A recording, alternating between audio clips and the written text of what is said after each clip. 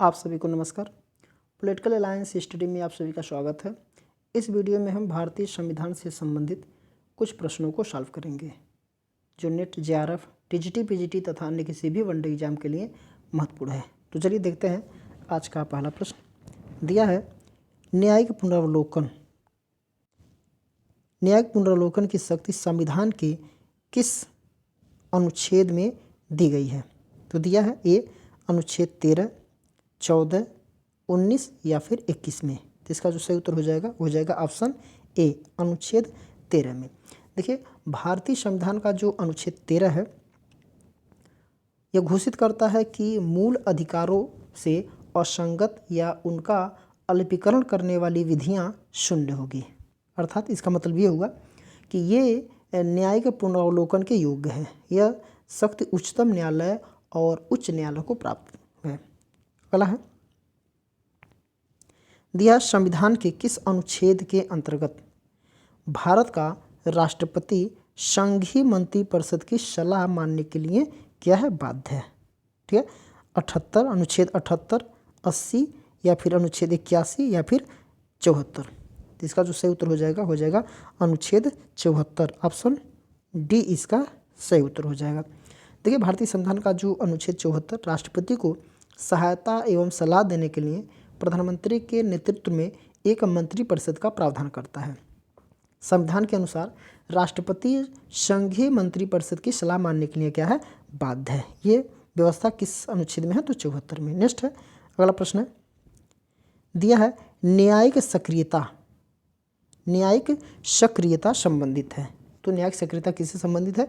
ए दिया है प्रतिबद्ध न्यायपालिका से, फिर दिया है जनहितवाद से, फिर दिया है कि सी न्यायिक पुनरावलोकन से या फिर न्यायिक स्वतंत्रता से। तो इसका जो सही उत्तर हो जाएगा जनहितवाद से। ऑप्शन बी इसका सही उत्तर हो जाएगा, जनहितवाद। देखिए, भारतीय संविधान में ये व्यवस्था की गई है कि यदि सरकार के तीनों अंग, कौन कौन से तीन अंग है? व्यवस्थापिका, कार्यपालिका या फिर न्यायपालिका तथा। देखिए, इनमें से कोई अपने कार्यों की परिसीमा का उल्लंघन करता है, अर्थात जो व्यवस्थापिका, कार्यपालिका और न्यायपालिका है, इनमें से कोई भी अपने कार्यों की परिसीमा का उल्लंघन करता है या अपनी शक्तियों के अधिक में कार्य करता है, तो ये सभी अंग एक दूसरे पर नियंत्रण स्थापित करें। इसी परिप्रेक्ष्य में न्यायपालिका द्वारा अपनी संवैधानिक शक्तियों के इतर कार्यपालिका एवं विधायिका के कार्यक्षेत्र में जनहित की दृष्टि से हस्तक्षेप किया जाना न्यायिक सक्रियता कहलाता है। न्यायिक सक्रियता मूलतः जनहितवाद से संबंधित होता है। नेक्स्ट है दिया है, बैठक हेतु विधानसभा के लिए गणपूर्ति होगी। देखिए, बैठक के लिए जो विधानसभा में उसके लिए जो गणपूर्ति है वो क्या है? ये है सदन की कुल ताकत का आधा हिस्सा, फिर है सदन के कुल सदस्यों में से 2/3, फिर है सदन के कुल सदस्यों में से 1/10, फिर है 10 सदस्य। ऑप्शन डी है 10 सदस्य। देखिए, इसका जो सही उत्तर हो जाएगा ऑप्शन सी। देखिए, संविधान के अनुच्छेद 189 के अंतर्गत, देखिए जो 189 है इसके अंतर्गत जो है विधानसभा की बैठक हेतु आवश्यक गणपूर्ति जो है सदन के कुल सदस्यों का 1/10 भाग है, किंतु यह संख्या 10 से कम नहीं होनी चाहिए। दूसरे शब्दों में विधानसभा की गणपूर्ति के लिए सदस्यों की संख्या कुल सदस्य संख्या का 1/10 भाग या फिर 10 में से जो भी अधिक हो आवश्यक होती है। नेक्स्ट है, अगला प्रश्न है दिया है, आपात से संबंधित प्रश्न है दिया है कि वित्तीय आपातकाल के दौरान राष्ट्रपति कर सकते हैं। अब राष्ट्रपति क्या कर सकते हैं? ये दिया है कि न्यायाधीशों को छोड़कर सभी सिविल सेवकों के वेतन को कम कर सकते हैं। फिर है कि न्यायाधीशों सहित सिविल सेवकों के वेतन को कम। फिर है कि राज्य विधानसभा धन विधेयक पारित करने के अधिकार से वंचित हो जाती है। फिर दिया है ऊपर दिए गए सभी। तो इसका जो सही उत्तर हो जाएगा न्यायाधीशों सहित सिविल सेवकों के वेतन को कम किया जा सकता है। तो ऑप्शन बी इसका सही उत्तर हो जाएगा। देखिए, संविधान के अनुच्छेद जो है 360 के अंतर्गत वित्तीय आपात का प्रावधान है। इसके अनुसार वित्तीय आपात के दौरान राष्ट्रपति संघ तथा राज्यों की सेवाओं के सदस्यों तथा उच्च न्यायालय एवं उच्चतम न्यायालय के न्यायाधीशों के वेतन में कमी करने का निर्देश दे सकता है। इस दौरान विधानसभा धन विधेयक पारित कर सकती है, किंतु उसे राष्ट्रपति के विचार के लिए आरक्षित किया जा सकता है। अगला प्रश्न है, दिया है संविधान का अनुच्छेद 370 संबंध रखता है। देखिए ये है राष्ट्रपति की आपातकालीन शक्तियों से, अल्पसंख्यकों के विशेष प्रावधान से, जम्मू कश्मीर के लिए विशेष दर्जे से, हैदराबाद कर्नाटक के लिए विशेष दर्जे से। देखिए इसका जो सही है उत्तर वो ऑप्शन सी है, लेकिन ये व्यवस्था वर्तमान में हटा दिया गया है। संविधान का जो अनुच्छेद 370 था इस व्यवस्था को हटा दिया गया है। जम्मू कश्मीर के विशेष दर्जे से संबंधित था। इसके अनुसार जम्मू कश्मीर में भारतीय संविधान के सिर्फ वही प्रावधान लागू होंगे जिन्हें राष्ट्रपति ने अपने विशेष आदेश द्वारा वहां लागू किया हो। विशेष दर्जे कारण जम्मू कश्मीर का अपना अलग संविधान था तथा यह दोहरी नागरिकता का भी प्रावधान था, और ये सारी व्यवस्था वहाँ का लोग जो संविधान व्यवस्था था वो सब समाप्त कर दिया गया है। नेक्स्ट दिया है भारत के राष्ट्रपति, फिर डैश दिया है, फिर कर सकते हैं। क्या कर सकते हैं? तो ये है लोकसभा को भंग, फिर लोकसभा की अवधि समाप्त होने पर चुनाव के लिए आदेश, या फिर संसद द्वारा पारित विधेयक को सहमति देते हैं, संसद के संयुक्त सत्र को संबोधित कर सकते हैं। तो इसका जो सही उत्तर हो जाएगा, देखिए यहाँ पे लोकसभा को भंग भी कर सकता है राष्ट्रपति, ये भी सही हो जाएगा। ठीक है, फिर यहाँ पे है संसद द्वारा पारित बिलों को सहमति दे सकता है। फिर है यहाँ पे चौथा है कि संसद के संयुक्त सत्र को संबोधित कर सकते हैं, लेकिन लोकसभा की अवधि समाप्त होने पर चुनाव के लिए आदेश यह नहीं दे सकता है। तो यहाँ पे ऑप्शन डी इसका सही उत्तर हो जाएगा, 1, 2 और 1, 3 और 4। नेक्स्ट है दिया है सुप्रीम कोर्ट के अधिकार। सुप्रीम कोर्ट के अधिकार क्षेत्र को बढ़ाया जा सकता है। सुप्रीम कोर्ट के अधिकार क्षेत्र को बढ़ाया जा सकता है कैसे? तो ये है संसद द्वारा बनाए गए कानून द्वारा, ठीक, प्रधानमंत्री द्वारा, भारत के राष्ट्रपति द्वारा, सुप्रीम कोर्ट के मुख्य न्यायाधीश द्वारा। देखिए इसका जो सही उत्तर हो जाएगा वो हो जाएगा संसद द्वारा बनाए गए कानून के द्वारा। ऑप्शन ए इसका सही उत्तर हो जाएगा। देखिए संविधान के जो अनुच्छेद 138 है इसके अंतर्गत सर्वोच्च न्यायालय की अधिकारिता में वृद्धि की शक्ति संसद को दी गई है। इसके अनुसार संसद संघ सूची में वर्णित किसी भी विषय के बारे में उच्चतम न्यायालय को अधिकारिता प्रदान कर सकती है। Option A. अगला प्रश्न है कि केंद्र सरकार किसकी सिफारिश, केंद्र सरकार जो है वो किसकी सिफारिशों के आधार पर भारत की संचित निधि से राज्यों को अनुदान देता है? नीति आयोग, वित्त आयोग, लोक लेखा समिति या राज्य सरकार का प्रतिनिधि मंडल? तो इसका जो सही उत्तर हो जाएगा वो हो जाएगा वित्त आयोग। ऑप्शन बी इसका सही उत्तर हो जाएगा। देखिए केंद्र सरकार वित्त आयोग की सिफारिशों के आधार पर भारत की संचित निधि से राज्यों को अनुदान देता है। संविधान के अनुच्छेद जो 275 है इसके तहत केंद्र द्वारा राज्यों को अनुदान दिए जाने का प्रावधान किया गया है। सहायता अनुदान के माध्यम से विभिन्न राज्यों के मध्य विद्यमान संसाधन और समानता को घटाने का प्रयास किया जाता है। नेक्स्ट है दिया है भारत में न्यायिक समीक्षा, भारत में जो है न्यायिक समीक्षा की शक्ति का उपभोग करता है। तो कौन करता है? अकेले सुप्रीम कोर्ट? नहीं, बिल्कुल नहीं, ये भी गलत हो जाएगा। फिर अकेले उच्चतम न्यायालय? ये भी गलत हो जाएगा।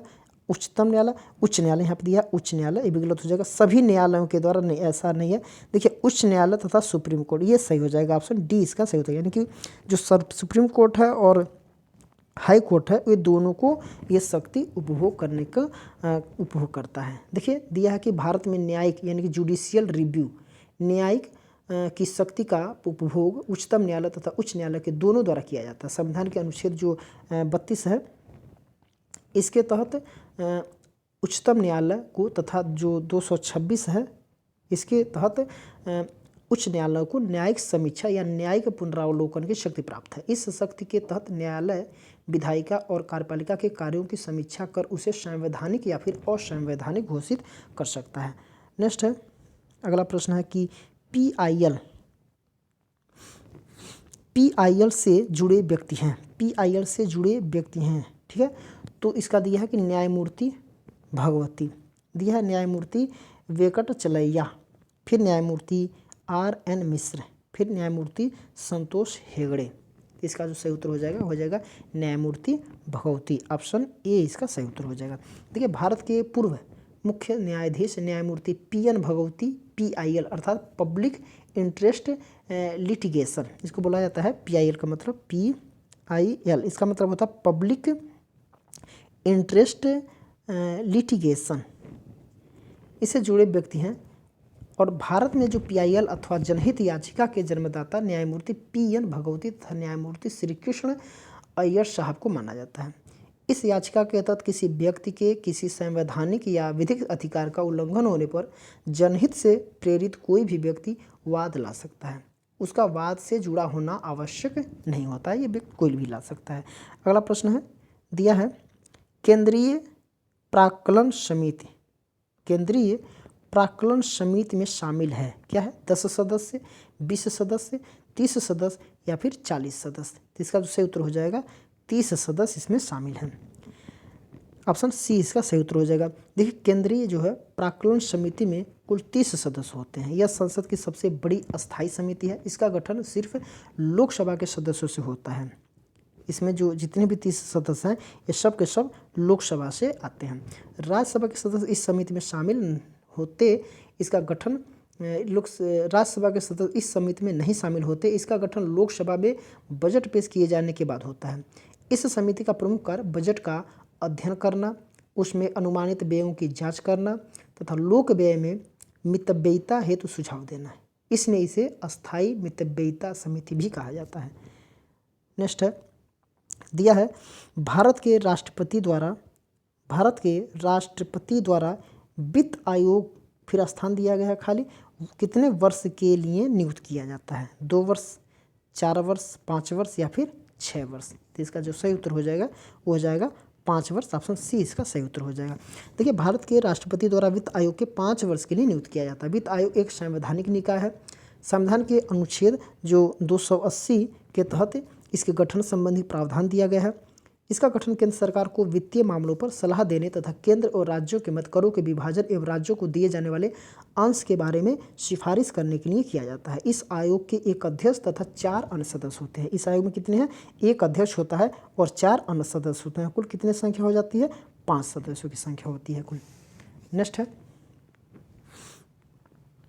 दिया है राज्य बनाने और समाप्त करने की शक्ति निहित है। राज्य बनाने और समाप्त करने की शक्ति निहित है। किसमें निहित है? भारत के राष्ट्रपति में बिल्कुल नहीं, प्रधानमंत्री में बिल्कुल नहीं, संसद में ये बिल्कुल सही उत्तर हो जाएगा। लोकसभा में तो बिल्कुल नहीं होता है, तो संसद में ये शक्ति निहित होती है। भारतीय संविधान के जो अंतर्गत किसी राज्य को बनाने अर्थात किसी नए राज्य के गठन या उसे समाप्त करने की शक्ति जो है संसद को दी गई है। संसद को यह शक्ति संविधान के जो अनुच्छेद आर्टिकल जो 2 है इसके तहत संसद किसी नए राज्य की स्थापना या गठन कर सकती है। जबकि जो आर्टिकल 3 है इसके तहत संसद अपने साधारण बहुमत से किसी नए राज्य का या गठन या उसके नाम, सीमा अथवा क्षेत्र में परिवर्तन कर सकती है। ठीक ना, तो ये किसको अधिकार है? संसद को है। नेक्स्ट है दिया है निम्नलिखित में से किस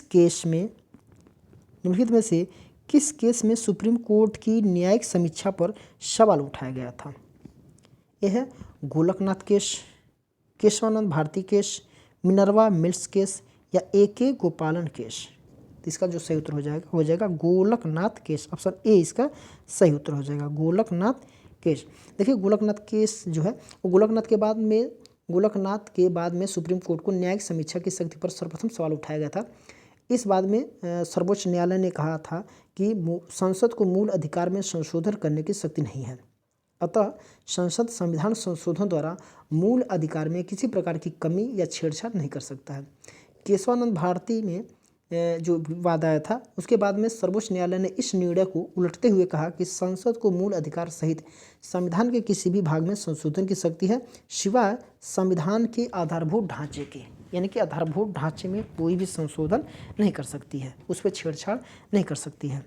नेक्स्ट है दिया है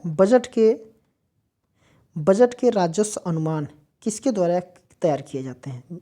दिया है वित्त आयोग, योजना आयोग, केंद्रीय प्रत्यक्ष कर बोर्ड या फिर वित्त मंत्रालय के। इसका जो सही उत्तर हो जाएगा वित्त मंत्रालय की, ऑप्शन डी इसका सही उत्तर हो जाएगा। बजट का जो राजस्व अनुमान होता है वो वित्त मंत्रालय द्वारा तैयार किया जाता है। बजट तैयार करने के लिए वित्त मंत्रालय के अधिकारी नवंबर में रायसीना हिल्स के नॉर्थ ब्लॉक में उद्योग संघों, वाणिज्य मंडलों, किसान समूहों तथा ट्रेड यूनियनों के साथ कई बैठकें कर परामर्श करते हैं। इसके अतिरिक्त बजट पर वित्त मंत्रालय की नियमित बैठक होती है, जिसमें वित्त सचिव, राजस्व सचिव, संयुक्त सचिव सहित अन्य प्रमुख सचिव एवं केंद्रीय सीमा एवं उत्पाद शुल्क बोर्ड के अध्यक्ष भी शामिल इसमें होते हैं। तो इसका सही उत्तर हो जाएगा ऑप्शन डी, वित्त मंत्रालय। नेक्स्ट है लोकसभा के स्पीकर। लोकसभा के स्पीकर अर्थात इसको लोकसभा के स्पीकर को कहते हैं लोकसभा का अध्यक्ष को अपना इस्तीफा किसको संबोधित यानी कि किसको संबोधित करना होता है। किसको संबोधित करना होता है? तो भारत के प्रधानमंत्री को, लोकसभा के उपसभापति यानी कि उपाध्यक्ष को, या फिर लोकसभा के राष्ट्रपति को, या फिर भारत के उपराष्ट्रपति को। तो इसका जो सही उत्तर हो जाएगा वो हो जाएगा ऑप्शन बी, लोकसभा के उपसभापति को अर्थात उपाध्यक्ष को। ऑप्शन बी इसका सही उत्तर हो जाएगा, ठीक ना, यानी कि लोकसभा के उपाध्यक्ष को। देखिए लोकसभा अध्यक्ष अपना इस्तीफा लोकसभा के उपाध्यक्ष डिप्यूटी स्पीकर को संबोधित करके देता है, जबकि लोकसभा का उपाध्यक्ष जो अपना इस्तीफा अध्यक्ष को संबोधित करके देता है। प्रत्येक आम चुनाव के पश्चात लोकसभा अपने सभी निर्वाचित सदस्यों में से एक अध्यक्ष तथा एक उपाध्यक्ष का चुनाव करती है। सामान्यतः अध्यक्ष तथा उपाध्यक्ष लोकसभा के जीवन काल तक अपना पद धारण करते हैं। लोकसभा अपने समस्त सदस्यों के बहुमत से पारित संकल्प द्वारा उसे अपने पद से हटा सकती है, किंतु 14 दिन पूर्व उसे इसकी सूचना देनी होती है। नेक्स्ट है दिया भारतीय संसद द्वारा सूचना का अधिकार अधिनियम कब पारित किया गया था? 2009 में, 2005 में, 2006 में या फिर 2010 में? तो सबको पता है, इसका उत्तर हो जाएगा ऑप्शन बी, 2005 में। देखिए सूचना का अधिकार अधिनियम राइट टू इंफॉर्मेशन एक्ट भारतीय संसद द्वारा सन 2005 में पारित एक कानून है। यह भारत के सभी नागरिकों सरकारी फाइलों या रिकॉर्ड्स में दर्ज सूचना को देखने तथा उसे प्राप्त करने का अधिकार देता है। इसे संसद में भारतीय शासन प्रणाली को पारदर्शी बनाने तथा भ्रष्टाचार पर अंकुश लगाने के उद्देश्य से 12 मई 2005 से पूरे देश में लागू कर दिया गया है। उस समय जब लागू हुआ था तो उसमें जम्मू कश्मीर पे लागू नहीं हुआ था, लेकिन वर्तमान में वहाँ की 370 हटने से पूरे भारतीय क्षेत्र में ये व्यवस्था लागू है। अगला है दिया भारत का राष्ट्रपति किसके द्वारा निर्वाचित किया जाता है? भारत का राष्ट्रपति किसके द्वारा निर्वाचित किया जाता है, यानी कि निर्वाचन होता है तो किस तरीके से निर्वाचित होता है? प्रत्यक्ष चुनाव से, सार्वभौमिक वयस्क मताधिकार प्रणाली की, संसद के सदस्य या फिर निर्वाचन मंडल? इसका जो सही उत्तर हो जाएगा निर्वाचन मंडल। ऑप्शन डी इसका सही उत्तर हो जाएगा, ऑप्शन डी इसका सही उत्तर हो जाएगा। देखिए भारत के राष्ट्रपति का निर्वाचन एक निर्वाचक मंडल द्वारा किया जाता है, जिसमें संसद के दोनों सदनों अर्थात लोकसभा तथा राज्यसभा के निर्वाचित सदस्य शामिल होते हैं। राष्ट्रपति के निर्वाचन मंडल में संसद तथा विधानसभाओं के मनोनीत सदस्य तथा विधान परिषद सदस्य शामिल नहीं होते हैं। संविधान के अनुच्छेद जो 54 है इसके अंतर्गत निर्वाचन मंडल का प्रावधान किया गया है। राष्ट्रपति का निर्वाचन अप्रत्यक्ष रूप से आनुपातिक प्रतिनिधित्व पद्धति के अनुसार एकल संक्रमणीय मत प्रणाली द्वारा होता है। नेक्स्ट दिया है संयुक्त लोक सेवा आयोग। संयुक्त लोक सेवा आयोग की गठन की जा सकती है, तो कैसे की जा सकती है? यह है भारत के राष्ट्रपति के आदेश से, फिर राज्यों के राज्यपाल की संस्तुतियों पर, फिर भारत के संसद के द्वारा अधिनियम से, या फिर संघ लोक सेवा आयोग के प्रस्ताव से। तो इसका जो सही उत्तर हो जाएगा ऑप्शन सी, भारत के संसद के द्वारा अधिनियम से। ऑप्शन सी इसका सही उत्तर हो जाएगा। देखिए संयुक्त लोक सेवा आयोग की गठन भारत के संसद के द्वारा अधिनियम से की जा सकती है। संविधान का जो 315 अनुच्छेद है इसमें संघ और राज्यों के लिए लोक सेवा आयोग का उपबंध है। नेक्स्ट है दिया है भारत का सर्वोच्च न्यायालय राष्ट्रपति को किस अनुच्छेद के तहत परामर्श प्रदान करता है? अनुच्छेद 32, ठीक है। बिल्कुल नहीं। अनुच्छेद 137 ये भी नहीं, ये भी नहीं। अनुच्छेद 143 और अनुच्छेद 124, तो 24 नहीं होगा, ये सुप्रीम कोर्ट का ये न्यायालय गठन के बारे में बताता है। ये ऑप्शन सी इसका सही उत्तर हो जाएगा, अनुच्छेद 143। भारतीय संविधान के अनुसार भारत में राष्ट्रपति की एकमात्र पदाधिकारी है जो सुप्रीम कोर्ट से किसी विषय पर परामर्श मांग सकता है, और सुप्रीम कोर्ट ही एकमात्र ऐसी संस्था है जो भारत के राष्ट्रपति को परामर्श प्रदान कर सकता है। सुप्रीम कोर्ट द्वारा दिए गए परामर्श को राष्ट्रपति न तो मानने के लिए बाध्य है और न सुप्रीम कोर्ट न ही परामर्श प्रदान करने के लिए बाध्य है। ठीक है ना, ये अपनी स्वेच्छा से ये हो सकता है। तो इसका उत्तर हो जाएगा 143। नेक्स्ट है, दिया है भारत में निम्नलिखित में से कौन सांविधिक निकाय है। देखिए इनमें से निम्नलिखित में से, भारत में निम्नलिखित में से कौन सांविधिक निकाय है, यहाँ दिया कौन सांविधिक निकाय है। तो पहला है विश्वविद्यालय अनुदान आयोग, फिर है राजभाषा आयोग, फिर है रेलवे बोर्ड और परमाणु ऊर्जा आयोग। तो इसका देखिए विश्वविद्यालय अनुदान आयोग ये एक सांविधिक निकाय है, ये सही हो जाएगा। ठीक है, फिर दिया है कि राजभाषा आयोग नहीं है, लेकिन रेलवे बोर्ड क्या है, सांविधिक निकाय है, और परमाणु ऊर्जा आयोग ये भी क्या है, सांविधिक निकाय है। तो 1, 3 और 4, तो इसका उत्तर हो जाएगा ऑप्शन डी। 1, 3 और 4, ऑप्शन डी इसका सही उत्तर हो जाएगा। विश्वविद्यालय अनुदान आयोग, रेलवे बोर्ड और परमाणु ऊर्जा आयोग सांविधिक निकाय अर्थात स्टेचुटरी बॉडी है, जबकि राजभाषा आयोग 7 जून 1955 को स्थापित अनुच्छेद 344 के अंतर्गत एक संवैधानिक निकाय है। देखिए जो ये राजभाषा है ये क्या है, एक संवैधानिक निकाय है, संवैधानिक निकाय, और बाकी सब सांविधिक निकाय है। नेक्स्ट दिया है 2 सदस्य जो राष्ट्रपति द्वारा लोकसभा में मनोनीत किए जाते हैं, वे होते हैं, क्या होते हैं, एंग्लो इंडियन समुदाय के, विशेष ज्ञान एवं अनुभव वाले व्यक्ति, और अनुसूचित जाति के और अनुसूचित जनजाति के। इसका जो सही उत्तर हो जाएगा वो हो जाएगा ऑप्शन ए, एंग्लो इंडियन के समुदाय को इस तरीके से 2 सदस्यों को नियुक्त करने का प्रावधान था, लेकिन 2019 में इस व्यवस्था को क्या कर दिया गया है, अब समाप्त कर दिया गया है। संविधान के अनुच्छेद 331 के अनुसार यदि राष्ट्रपति की यह राय है कि लोकसभा में आंग्ल भारतीय समुदाय का प्रतिनिधित्व अपर्याप्त है, तो वह लोकसभा में उस समुदाय के 2 से अधिक सदस्य द्वारा नामनिर्देशित कर सकता था, लेकिन ये व्यवस्था वर्तमान में इस व्यवस्था को हटा दिया गया है। नेक्स्ट दिया भारत में लोकसभा विधानसभा के निर्वाचन में निर्वाचन क्षेत्रों का स्वरूप है, 1 सदस्यीय, द्विसदस्यीय, त्रिसदस्यीय या फिर 4 सदस्यीय। तो इसका जो सही उत्तर हो जाएगा 1 सदस्यीय, ऑप्शन ए इसका सही उत्तर हो जाएगा। देखिए भारत में लोकसभा विधानसभा में निर्वाचन क्षेत्रों का स्वरूप 1 सदस्यीय, चुनाव के लिए first past the post system, ठीक है, first past the post system अपनाया जाता है। नेक्स्ट है, और इस सेट का ये लास्ट प्रश्न है, आखिरी प्रश्न है। तो देखते हैं कि निम्नांकित कथनों पर विचार करेंगे। कथन है, पहला है कि संसद में बजट प्रस्तुति उपरांत लोक लेखा समिति द्वारा उसका परीक्षण किया जा सकता है। बिल्कुल नहीं, बजट प्रस्तुति के उपरांत लोक लेखा समिति उसका परीक्षण बिल्कुल नहीं कर सकता है। देखिए नियंत्रक एवं महालेखा परीक्षक के प्रतिवेदन की संसद में प्रस्तुत के उपरांत लोक लेखा समिति द्वारा उसका गहन परीक्षण किया जाता है। ठीक है ना, ये बिल्कुल सही हो जाएगा। तो यहाँ पे ऑप्शन बी इसका सही उत्तर हो जाएगा। देखिए नियंत्रक एवं महालेखा परीक्षक के प्रतिवेदन की संसद में प्रस्तुत के उपरांत लोक लेखा समिति द्वारा उसका गहन परीक्षण किया जाता है। ठीक है, तो चलिए आज के लिए मात्र इतना ही। इसके आगे को प्रश्नों को हम लोग अगले वीडियो में देखेंगे।